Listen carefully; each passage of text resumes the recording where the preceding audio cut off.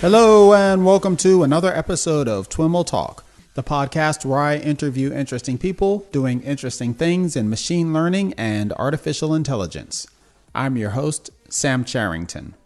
A big thanks to everyone who participated in last week's TWiML online meetup, and to Kevin T. from SIGOP for presenting. You can find the slides for his presentation in the meetup Slack channel, as well as in this week's show notes. Our final meetup of the year will be held on Wednesday, December 13th. Make sure to bring your thoughts on the top machine learning and AI stories for 2017 for our discussion segment. For the main presentation, prior TWiML Talk guest Bruno Gonçalves will be discussing the paper Understanding Deep Learning Requires Rethinking Generalization by Shiyuan Zhang from MIT and Google Brain and others. You can find more details and register at twimlai.com/meetup. If you receive my newsletter, you already know this, but TWiML is growing and we're looking for an energetic and passionate community manager to help expand our programs. This position can be remote, but if you happen to be in St. Louis, all the better. If you're interested, please reach out to me for additional details. I should mention that if you don't already get my newsletter, you are really missing out and should visit twimlai.com/newsletter to sign up. Now, the show you're about to hear is part of our Strange Loop 2017 series, brought to you by our friends at Nexosis. Nexosis is a company focused on making machine learning more easily accessible to enterprise developers. Their machine learning API meets developers where they're at, regardless of their mastery of data science, so they can start coding up predictive applications immediately, and in their preferred programming language. It's as simple as loading your data and selecting the type of problem you want to solve. Their automated platform trains and selects the best model fit for your data, and then outputs predictions. To learn more about Nexosis, be sure to check out the first episode in this series at twimlai.com/talk/69, where I speak with co-founders Ryan Seavey and Jason Montgomery. Be sure to also get your free Nexosis API key and discover how to start leveraging machine learning in your next project at nexosis.com/twiml. In this episode, I speak with Sam Ritchie, a software engineer at Stripe. I caught up with Sam right after his talk at the conference, where he covered his team's work on explaining black box predictions. In our conversation, we discuss how Stripe uses these predictions for fraud detection, and he gives us a few use case examples. We then discuss Stripe's approach for explaining those predictions, and briefly mention Carlos Guestrin's work on the Lime paper, which he and I discuss in TWiML Talk number 7. And now, on to the show.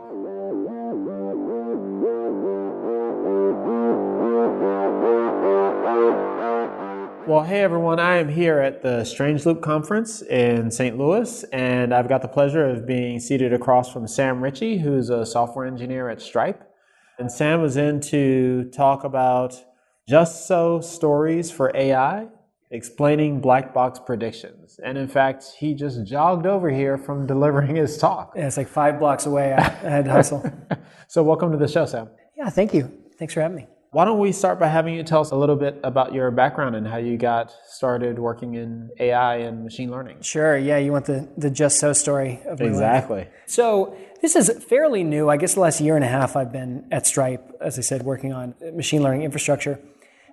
How did I get here? We were talking before this started about, my kind of initial coding background is coming up in the functional programming world. Years ago, I guess the first thing that led to this was this large-scale deforestation monitoring system I worked on. Okay. So this got me into Hadoop and Clojure, and this is it was a machine learning application. I had no idea what I was doing when I was on this, right? And where were you working on that? So this was just a freelance thing with a guy I used to race flatwater kayaks with. Okay. And he moved off to the data science world. I was making apps in my apartment in New York. Okay. I had a year in New York City, and just wanted to. So the reason it's hard to put a narrative together in my life, man. The deforestation monitoring system was just this collaboration with a buddy who was doing work for the World Bank, though, right? Okay. So the idea was to build a model that could, on the basis of these studies that happen every 5 years or so, build a logistic regression that could predict for certain pixels in the tropics. The idea was like any spot you looked at, the goal was to get out some prediction of the chance that that piece of forest would be deforested in the next month. Okay. Right? And you're starting with satellite imagery? Exactly. Okay. We use the MODIS data set, so data came out every 2 weeks. The training data for this, though again, I didn't know what I was doing at the time. The training data for this was a study that this guy, Matt Hansen, had done, which looked at MODIS data from the year 2000, same data again in the year 2005. And then they just went through and manually selected which pixels they thought were deforested and which weren't. So this is useful, and it backed a lot of policy. There's a lot of work on reforestation and things like this. Right. A lot of money that went out from this study, but the plan was to do it every 5 years.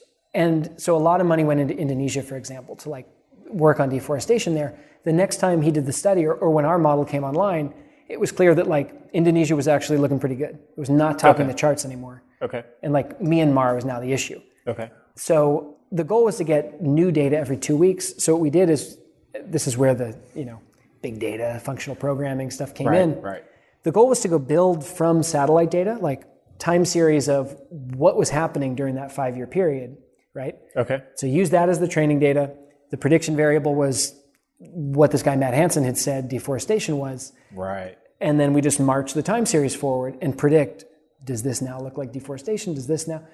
You end up with a map that you can scroll through that just shows the trends of deforestation moving through the world. Oh, wow. It's really amazing. Interesting. That, I haven't followed what's happened with that, but I think it's now, the World Resources Institute was the organization that was sponsoring us. I think this is out as an open data set now, but that was kind of my first taste of ML. I came at machine learning from the statistics side a little bit, and it turns out that these are the same field. They just have different words for things. And right.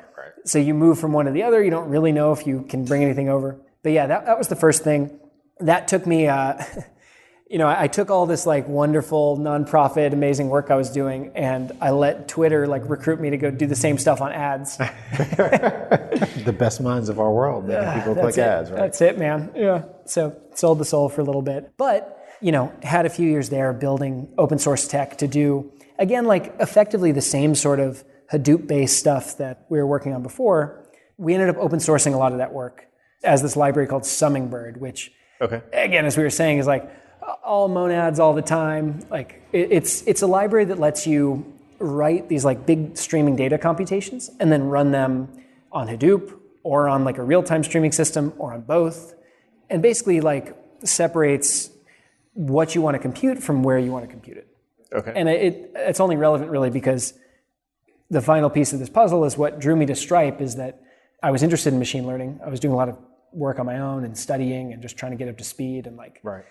Stripe had pulled this library in and was using it for their feature generation pipeline for a lot of their models internally. Okay. So it was I'm not the most qualified, I don't have this amazing data science background. I did have a hook in the infrastructure side. And so a lot of the work I do now at this intersection between how do you make features? How do you run the stuff at production scale? How do you ship models? The intersection between that and what models are even worth shipping? What should you care about? What should you put in the product? Super interesting for me. And it's been a really fun year and a half or so, leading now to some work on this stuff we were talking about today. Okay, awesome. So why don't you tell us what you were talking about today? Yeah, so the talk today was on, in general, it was on this idea of how to explain the predictions that black box models make. Right. So this is a term that's tossed around, a black box model is a model, a neural network is a black box model. A random forest is a black box model, right? It's just kind of this term meant to express how powerful and complicated these things are internally. The internal structure is very rich and varied. A black box model is typically seen as difficult to understand or hard to explain. That's it's hard to know what that really means, right? What does it mean to explain a black box model? So that was the general theme. The specific things I started with were the work we do at Stripe on fraud detection. We use models that are as accurate as possible to try to catch fraud for merchants who sign up for Stripe. Yeah. At the same time, this black box property of we're just going to block charges and, you as a merchant, you might know more about your business. We might block a charge that you think is a legit customer. And if we're just sort of telling you look, the world is a better place if you accept our decisions, that's not totally appropriate. And people don't trust us with this. And often what they've done is not used our product and gone to the system of very manual rules. You go in, you say what you think fraud looks like. You're probably like cutting a lot more tissue out than you should, but you feel good about it because you made the decision. So there's a tension here between a black box model making decisions for you that you don't understand and something that's not as effective, just strictly. Like a merchant does not know as much about fraud as a big company that is dealing with tens of thousands of merchants can. So the talk was about some tech we developed at Stripe to give people alongside our internal sort of suggestion or decision about what we're going to block, an explanation of why we did that. Okay. So it's a subtle problem. It was about the solution we came up with for that, and then about like why that solution is kind of not great and why it's not is it a real explanation, is it not? And then we talked about a bunch of other techniques that the goal was to build up in the mind of, I guess we'll talk about it here, like there's a bunch of techniques to do this. Yeah. And it turns out that black box models often are like the most explainable models. They have such a rich structure that you can ask so many questions of them, really tease apart subtleties of an individual example in a way that you absolutely cannot with something like a logistic regression or a very simple model that you can just simulate in your mind as a human. That's counterintuitive. It is. That a black box model, you'd consider black box models to be the most explainable model. Yeah, and I do it by just taking the definition and twisting it a little, but I would argue that it's fuzzy what people mean when they talk about this, right? There's a number of ways to frame this problem of, is a model explainable or not, right? And so how are you defining it leading up to the conclusion you've drawn? So I think the way in which people think a black box model is not understandable, it's the same way that like you could say, if you asked me why I decided to go work at Stripe for something else, and I just like printed out the contents of my brain and showed you the state of every neuron and every connection, this is not understandable, right? Like, it's the truth. This is why I did it. Like, the physical state of my mind just, I couldn't do otherwise if you buy this sort of no free will argument. But that's not what people mean, really, when they talk about human explanations, right? Like, when you talk about a human explanation, you want to know, okay, well, give me some narrative, give me some plausible reason why, in this case, like not the entire, your brain has information from everything you've ever done. Give me, for this example, maybe one way to explain the decision is what would have had to change to make you change your mind, right? So that's a form of explanation. That's a kind of question that you can sort of ask of a logistic regression. You can ask of simple models. When you get to things like image processing, where the features, the inputs to the model are tens of thousands of different pixels, each of which has individual weights in, say, a logistic regression. Like, that ability to look at a feature and see how much it affected the output, that kind of stops being helpful, right? Whereas with a neural network or something like this, you can, for an individual example, you can start, one technique I talked about in the talk is called LIME. And the idea here is that... That's Carlos Guestrin's work. Yeah, it's so good. So the idea here is that for an individual example, you can probe the model and see what would have happened had any individual thing changed, right? So you can build effectively like a little local linear model inside of this wild space that the neural network has trained, right?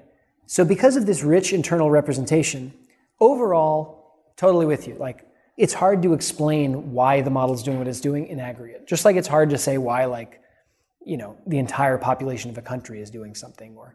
But for any individual case, you can, in fact, build a story or build, more technically, like a local linear model, which will tell you what the most important aspects of that particular example were. Yeah, it's been a while since I've talked to Carlos about this. We'll put a link to the podcast I did with him in the show notes. But I was under the impression that the LIME work, at least at that time, which was a year and change ago, like wasn't really being applied to neural nets. It was for other types of models. The stuff that I mentioned in the talk, because we're not using neural nets at Stripe, but the examples he's got are, like, his techniques don't really depend on, in my understanding, the underlying model. The model themselves. Okay. Exactly. So you can sort of probe a neural net, and that if you train a neural net, the example I showed in the talk was that he has actually in his paper, you have a neural net that recognizes huskies, say, versus wolves. And so he had a beautiful example of a husky that was misclassified as a wolf, right? And so you look at it and you go, yeah, they look kind of the same. Like, I get why this is happening. I can build this explanation. The explanation that LIME produces shows you the most relevant pixels to the decision. So like what pixels, if they changed, have the most input. And in this pathological example, it's like the snow underneath the husky, right? So interesting. Yeah. One example, and you can. It's clear that like the training set you used clearly just had every wolf associated with snow. Model picked up on the wrong pattern. So you've explained this deep property of the neural net through one explanation, like just one image, right? Which exposed this rich structure. Okay. One last thing. I'm not trying to make like this controversial claim that black boxes are actually easy to explain. It's more just for the things that we would care about at Stripe, which is how, like that you care about with an image, like why is this particular image misclassified? Right. Or why is this particular merchant getting blocked? Or why is this particular charge? You can come up with a much richer story about why that's true. And that seems to often have the property that if you look at enough of these and they're different enough, you can leach out some understanding of what the model is doing without actually having to go, look at every path through every tree or the weights of every neuron. So you can treat the thing as a black box and get some insight into what patterns it extracted from the data set you gave it. Okay. So the LIME approach is doing what I guess sounds like almost like sensitivity analysis for the inputs. Sure. Right? Is that maybe a way to think about right. it? And then there are also approaches that are based on kind of introspecting the layers of a neural network, like Deep Dream and these other things, trying to get, this network's looking at edges, and so if it's misclassifying something, it's because it sees an edge wrong or something like that. Did you develop your own technique? We did. So tell me a little bit about that.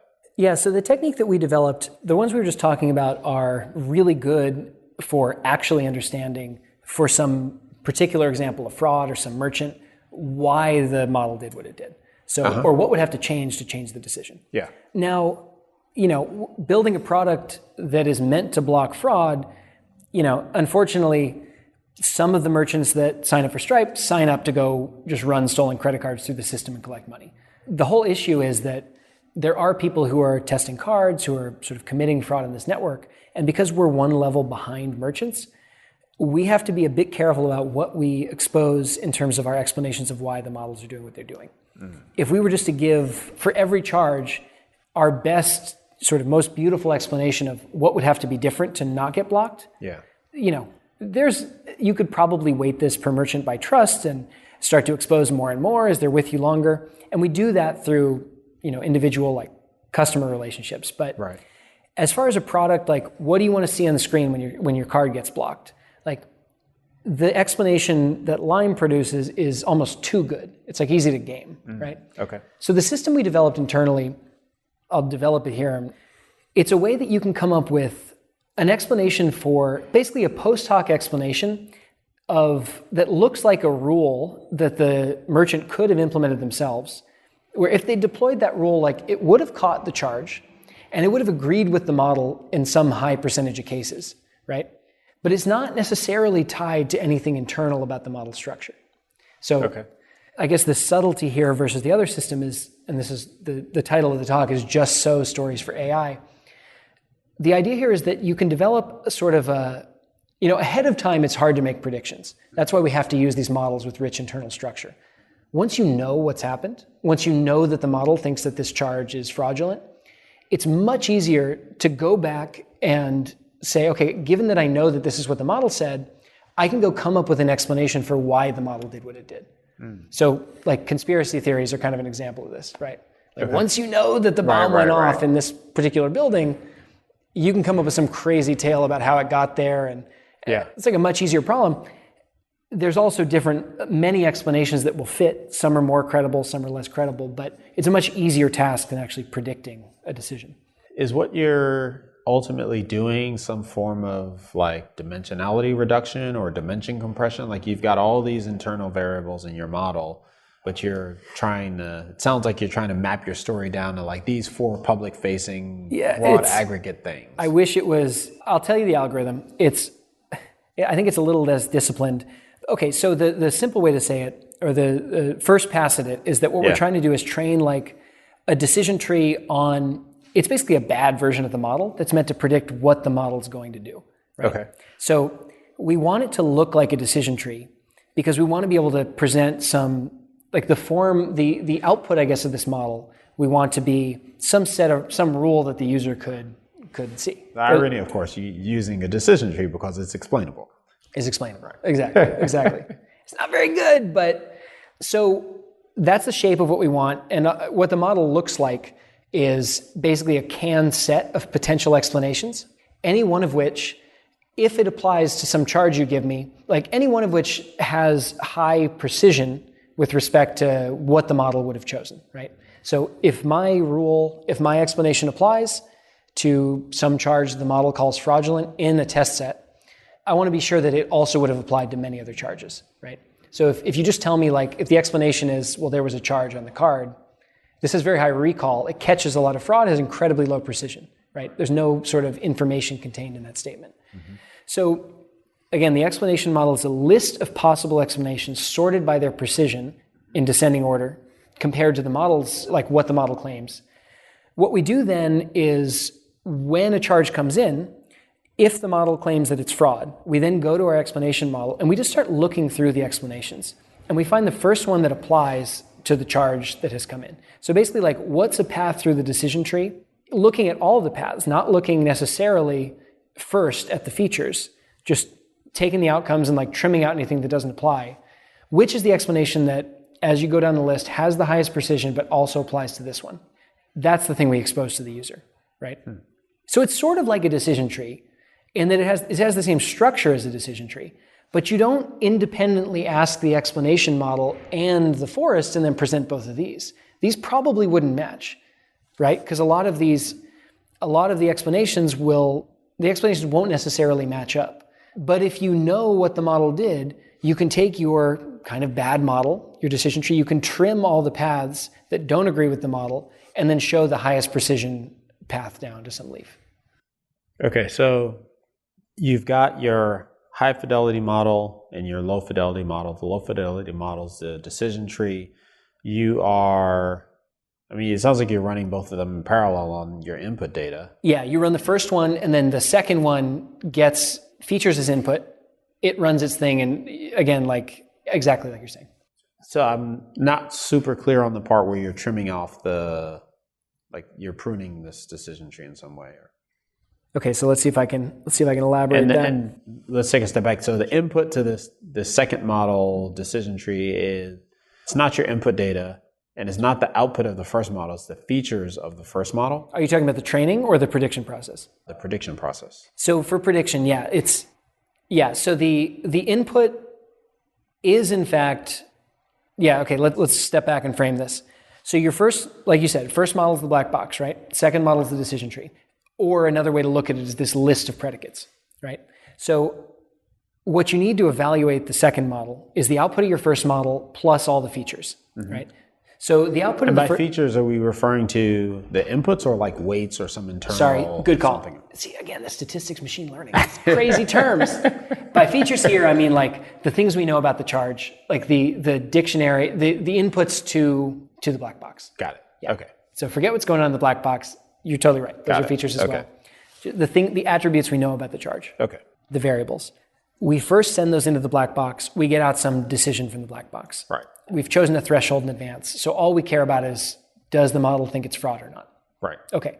Now we take that, we go to the second model. We take the same inputs to the black box. Yep. And we go through this list, which is ordered from high precision to low precision, and we find the first path through the tree. Again, like, it's important that they're ordered. We find the first path through the tree that one evaluates to true as well, so agrees with the black box model. Well, that's it, that agrees with the black box model. Okay. There might be multiple paths that agree with the black box model, right? So this is the difference between just evaluating the decision tree. Mm-hmm. So we find the one that has the highest precision, that does agree, and we return that as the explanation model, or as the explanation to the user. Okay. How do you even measure the results from if we're talking about whether the transaction is fraudulent or not, it's easy to measure the results there. How do you measure the explainability of the result? There's a couple answers to this. One is, I think, a good answer. One is kind of unfortunate. The first answer is the way you can evaluate your explanation model is you want each individual explanation to have high precision.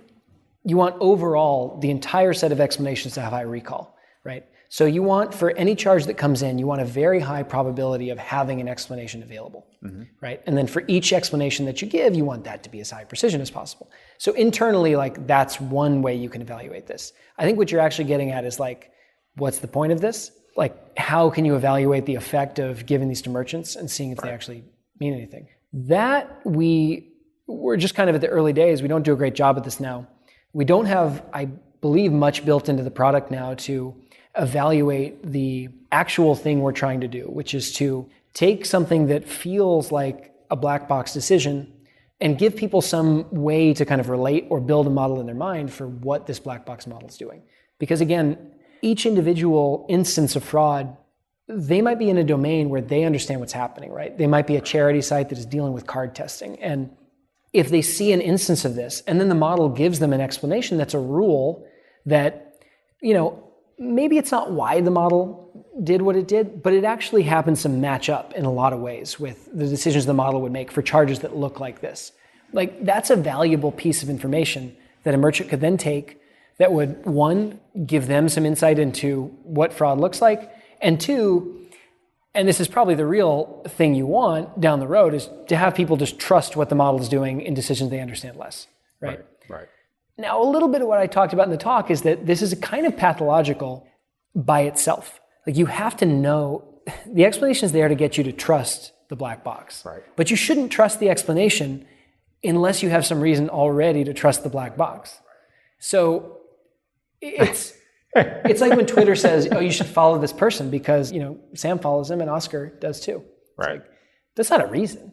Right. It's just, there's sort of an implied reason, but it's not what's actually happening behind the scenes. Well, I mean, part of what I was getting at was, there's all kinds of questions that it raises, like how granular you want your explanations to be, the degree to which people actually care about the explanations. Like, there's, the book Influence, Robert Cialdini. Basically, we rejected this charge because we rejected this charge. Like, putting the word reject there just has a huge, provides a huge degree of acceptance. Just based on, human biology. And so how do you wrap your head around like how granular you need these explanations to be? Or is it just like you started somewhere and that's kind of, how much are you investing in that process, I guess? So internally we care internally and externally, but like the initial reason we created these kinds of models was to try to give our risk analysts and our, I guess, account managers some way to understand as deeply as they can, like what's happening with some decision with, a charge that a merchant called to ask about. So this is a case where you're not really trying to persuade the risk analysts. They have a vested interest in learning as much as possible about this so that they can, sound knowledgeable or be knowledgeable like when they're talking. But you still don't want to give them the internal representation of the black box model. That's right. The case I've just described leaves it up to the person on the phone to like hide information that seems sensitive. Right. Whereas when you have the model do it, I don't have a great answer for this. We're not like, it's a really interesting question. What level of granularity, what you're really trying to do for a merchant, how you give them the ability to like let you know what they care about, or maybe you give them the ability to, sort of request more information and you can expand this thing. Right. How many explanations do you have? Each model has roughly like 80 possible explanations. That usually gets like full coverage on this thing. Okay. There's like 80 possible explanations that could apply. Okay. Right? I'm comparing it to like credit reporting. Yeah. There's like all of 8 explanations, at least the ones that you commonly see. Yeah, I mean, maybe this might help us out, that like the rest of the world is just like, there's a sort of argument by authority for like, scary thing is happening in the world. Like, go ahead and deal with it. So this is, the reason I was interested in giving this talk and doing this work is these are a lot of the open questions in this field, right? Like, there's the goal here of getting a customer to trust us. That doesn't mean anything without some internal, sense of accuracy or reason to actually trust the model. If you've got the husky snow dog problem going on internally, right, but then you're talking people into accepting the decisions, that's kind of pathological. And so what I was interested in after this that kind of expands beyond Stripe is that, though we probably will have to deal with this, or I probably will personally in the next year or so, The EU has this, the general data? GDPR. The GDPR, exactly. The GDPR gives you this, right to an explanation. This is one of the clauses. Now, after working up to this talk and giving it, one of the messages I have is, it's not clear what this means, right? There's two forms of explanations. There's many forms, but of these two, if people are having a right to this sort of explanation, like you said, to just have some emotionally triggering word like rejected in their explanation that's meant to convince them of something that's going on, this is actually not good. I don't think this is the intent of what's in that law. Right? Absolutely. On the other hand, absolutely not. yeah. On the other hand, if you're giving people incredibly detailed explanations about why the model did what it did, well, this is good, but it's potentially gameable. I guess the core issue here is that There's an element of, domain appropriateness, for lack of a better term. If you could, one way you describe one way of kind of skirting GDPR is by having just this, you were rejected. That's the explanation, right? That's certainly not in the spirit of the law. But on the other side, if you said, well, the third neuron in, layer 5 of our neural network, spit out a 0.6, that's why you're rejected. That's also inappropriate, even though it's way more detailed and way more granular. Mm-hmm. So I didn't really mean, though it's a good characterization of it, I wasn't necessarily saying that would be a way to skirt the rule, though it certainly would, right? If you give people these, okay, you've been rejected. Right. That character of explanation, though, about, hey, we don't know why the model worked, but here's a plausible explanation. I guess in thinking about this, I think the problem with that, if that was what was adopted by, say, the courts or, a car, for example, having to spit out an explanation of why it did what it did that caused some damage. Mm-hmm. This doesn't teach you much about the core problem that I think we're trying to solve here, which is there are things we care about in the world, and then there are the goals that we give to our models when they get trained, right? You have some prediction target, and it's just a fact that we don't know enough about ourselves, about what we care about how we work, to encode all of our ethics, all of these things in the goals of a model. And so when you can ask a model, I think my understanding here, my interpretation of this is, when you can ask a model for an explanation of why it's doing what it's doing, what you're doing is you're monitoring whether or not it picked up the things you actually care about from the data that was easy to encode, right? And what do you do then? What you do if you find a mismatch, the only thing that makes sense is to take the thing that wasn't quite there and to figure out how to encode that in the goal of your model that you're training, right? So you have, on the one hand, this, again, kind of pathological case where models start optimizing for whatever they're optimizing for, right? Once you start feeding data back, model decisions back into its own training set, you start to get this odd effect of putting a copy on the copier over and over. And then you've got this other parasitic model that's just justifying whatever's happening under the hood. This is not good. Right. That's the downside. The upside is that we're forced to really clarify what we care about in technical terms, right? You can take these ethical concerns. This is what I guess the law attempts to do through almost this. Your sidecar model is almost like a unit test for your regular model. Is it encoding the kind of the way of thinking about the relationship between the transactions and the judgments? Yep. In a conversation, if you explain, you say something to someone, they repeat it back in a slightly different way. What's the point of this? You're just demonstrating that you've absorbed the content by stating it in a different way. And if you go, yeah, I totally get it, and just say something insane, we got to talk again, So that, I think, is what's so interesting about this tension between the different kinds of explanations, the subtleties of what's going on inside the model. Right. So one example of an ethical concern that people have been talking about, there's a couple of folks internally at Stripe where, actually speaking of the GDPR, one concern for a model is that it's going to pick up on some kind of implicit pattern in the data and start treating people of different genders, a different race, different groups. Sure. It's going to have different considerations for them. Now, if this first kind of model, there's a Peter Norvig quote I gave in the talk, can give you an explanation that just kind of ignores what's actually going on and gives you a plausible reason why, somebody might have been rejected from a job. Say at Stripe, we start turning a model loose on hiring, right? Mm-hmm. If you can figure out what is different about what you care about, which is this sense of, this kind of vague sense maybe that everyone like deserves a fair shot, etc. You find that your model is not doing that. You're then forced to encode this more formally. So Google has a great post which says this in a nice way, which is like, one way to encode this is to say that along any split you care about, along any group, along any like business type or something like this, let's make sure that the false positive rate is identical across all these things.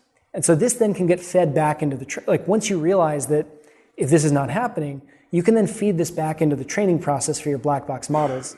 They then will kind of formally encode the ethics you care about in the world. And then you move on to the next problem, of course. Right. Yeah, it's really interesting. Just even circling back to the kind of the beginning, the notion of explainability. The model you're describing, like the second model, you could argue it's not really explaining the first model. It's explaining, it's offering a justification. Yeah. Right? I mean, and you kind of said that. Totally but we talk about this broadly as solving the explainability problem, but it doesn't necessarily offer any insight whatsoever to what's actually happening inside your model. That's right. Which I guess, we're kind of getting into semantic land here, but, explainability of the model versus explainability of the output. But I think they're, at the very least, I think, for folks that are, thinking about this stuff, it makes sense to at least try to be clear on which one you're trying to achieve.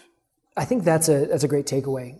I mean, to wrap back to what you when you were talking about, like, if you give someone an explanation on the state of the neurons, one thing that comes up a lot in these papers, these papers that are trying to talk about how to formally encode explanations, is this idea that, or these casual references to how humans reason and how humans explain their own decisions. And it's just kind of taken for granted at this point that the way we work is separate from the explanations we give for our actions, right? And so this is one thing that comes up when you read about the GDPR, is that one critique, I guess, of this clause is that we're asking for things from our black box models that we don't ask from judges, because there's just no conceivable answer, right? So it's like you said, it's sort of getting into semantics, it's kind of getting into sort of whatever philosophy I can sort of pull out of a software engineering career. But I think it's really important to contrast the two, right? And say, what do we mean? What are we asking for? There's this naive idea that because it's a model, because it's an algorithm, there's like a clear answer to why it did what it did, or because it was something you could turn the crank on. Right. But that's not right at all. It's much more subtle than that. Awesome. So is any of the work that you've done in this area published? We're planning in the next few weeks on writing more about this, and I think publishing the algorithm. Okay, that'd be great. Yeah, I'm sure folks would be very interested in learning more about it. And once again, we'll drop the link to Lime and the conversation with Carlos. And are there any other efforts at explainability that figured heavily into the work that you did there? I'll give you some links to put in the show notes too. But we've got, there's so much stuff going on. There's a DARPA program now in explainable AI. Stuart Russell at Berkeley has, I think it's called, I cannot remember the name, maybe human compatible AI. Okay. There's a track at NIPS about this issue. This is really coming up as, of course we have to get into this, it's coming up as one of the core approaches toward this problem of like AI and algorithmic safety, right? Which can often be this fuzzy, scary conversation. Yeah. For me, I think this grounds it very heavily. Like, what are we worried about? Kind of one thing is the leaching of meaning from just letting things that are loose, that are really, really accurate, but haven't encoded the things you care about in the world, right? And explanations are kind of our tether on this. Yeah. And so I'll send more links, and I'm going to do some writing on this next week that I'll send over as well. Just awesome. The full brain dump. Awesome. Looking forward to it. Well, thanks so much, Sam. Always great to have another Sam on the show. Yeah, thank you, sir. Enjoy the rest of the conference. Yeah, thank you so much. All right, everyone. That's our show for today. Thanks so much for listening and for your continued feedback and support. For more information on Sam or any of the topics covered in this show, head on over to TWiMLAI.com/talk/73. To follow along with our Strange Loop 2017 series, visit TWiMLAI.com/STLoop. Of course, you can send along your feedback or questions via Twitter to @TWiMLAI or @SamCharrington, or leave a comment right on the show notes page. Thanks again to Nexosis for their sponsorship of the show. Check out TWiMLAI.com/talk/69 to hear my interview with the company founders, and visit nexosis.com/TWiML for more information and to try their API for free. Thanks again for listening, and catch you next time.